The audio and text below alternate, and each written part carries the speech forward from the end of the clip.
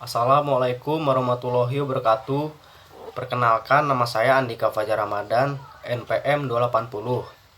Di sini kami dari kelompok 3 ingin menjelaskan materi psikologi sosial mengenai persepsi dan sikap. Pembahasan pertama adalah hakikat atau pengertian dari persepsi sosial. Persepsi sosial merupakan suatu proses yang berlangsung pada diri kita untuk menilai atau memahami orang lain. Dengan itu, kita dapat membentuk kesan tentang orang lain. Sebagai contoh, ada seseorang melihat senapan api yang diarahkan kepada dirinya. Lalu orang tersebut beranggapan bahwa senapan api yang diarahkan kepada dirinya merupakan suatu bentuk ancaman yang menimbulkan rasa takut atau ketakutan. Ini disebut dengan persepsi sosial. Materi selanjutnya adalah faktor-faktor yang mempengaruhi persepsi sosial. Faktor tersebut ada 3. Yang pertama, faktor objek. Maksudnya adalah pada dasarnya dalam persepsi sosial secara khusus, objek yang diamati dalam persepsi sosial yaitu orang lain atau manusia. Yang kedua adalah individu yang bersangkutan. Ketika seseorang melihat sesuatu, lalu kemudian ia berniat memberikan interpretasinya terhadap apa yang ia lihat, maka kepribadian dari individu tersebut akan sangat berpengaruh terhadap persepsi yang nantinya akan ia buat. Yang ketiga adalah faktor situasi. Situasi merupakan salah satu faktor penting yang mempengaruhi pembentukan persepsi seseorang. Oleh karena itu, persepsi harus dilihat secara kontekstual, yakni memahami dari mana persepsi tersebut muncul. Materi selanjutnya adalah pengertian sikap.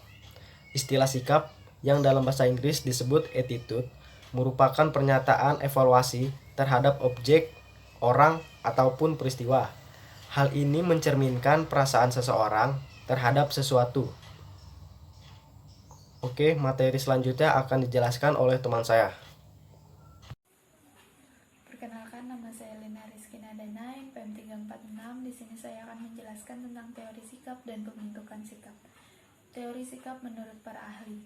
Yang pertama, menurut Sarnoff, sikap menjadi sebuah kesediaan yang diperuntukkan bereaksi secara positif maupun negatif pada objek-objek tertentu. Yang kedua, menurut Descartes dan R.S. Crutchfield, sikap sebagai sebuah organisasi yang memiliki sifat menetap dari sebuah proses emosional, motivasional, perseptual, serta kognitif yang berkaitan dengan aspek dunia individu. Yang ketiga, menurut Lapierre, sikap sebagai sebuah pola perilaku kesiapan antisipatif dan predisposisi yang mana digunakan untuk dapat menyesuaikan diri di dalam situasi sosial. Pembentukan sikap. Sikap timbul karena adanya stimulus. Terbentuknya suatu sikap itu dipengaruhi perangsang oleh lingkungan sosial dan kebudayaan. Misalnya keluarga, norma, golongan agama, dan adat istiadat. Pembentukan sikap tidak terjadi dengan sendirinya. Sikap terbentuk dalam hubungannya dengan sesuatu yang dapat mempengaruhi timbulnya sikap. Materi selanjutnya akan dijelaskan oleh teman saya.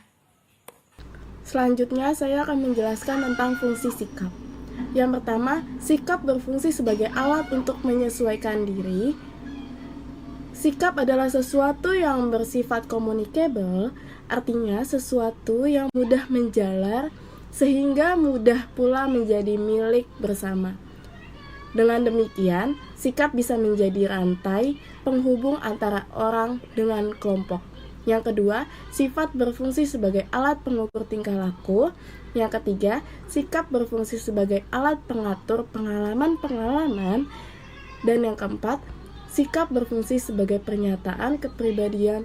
Dengan melihat sikap-sikap seseorang, maka kita dapat mengetahui pribadi orang tersebut. Apabila kita merasa sikap seseorang berubah, maka kita bisa mengetahui keadaan yang sedang dirasakan oleh orang tersebut. Selanjutnya, saya akan menjelaskan tentang hubungan sikap dan tingkah laku. sikap telah menjadi konsep utama dalam psikologi sosial, dan banyak penelitian dilakukan untuk mempelajari bagaimana sikap dibentuk dan bagaimana sikap tersebut berubah. Adanya hubungan yang erat antara sikap dan tingkah laku didukung oleh pengertian sikap merupakan kecenderungan untuk bertindak.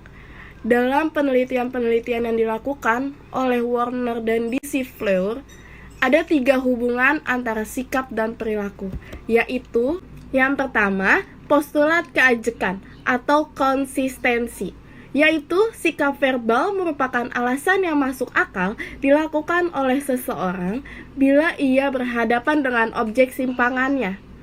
Dengan kata lain, ada hubungan langsung antara sikap dan perilaku. Yang kedua, postulat ketidakajekan atau inkonsistensi, yaitu membantah adanya hubungan yang konsisten antara sikap dan tingkah laku. Dan yang ketiga, postulat konsistensi kontingen atau postulat keajekan yang tidak tertentu, yaitu hubungan sikap dan perilaku tergantung pada faktor-faktor situasi tertentu pada variabel. Sekian, terima kasih.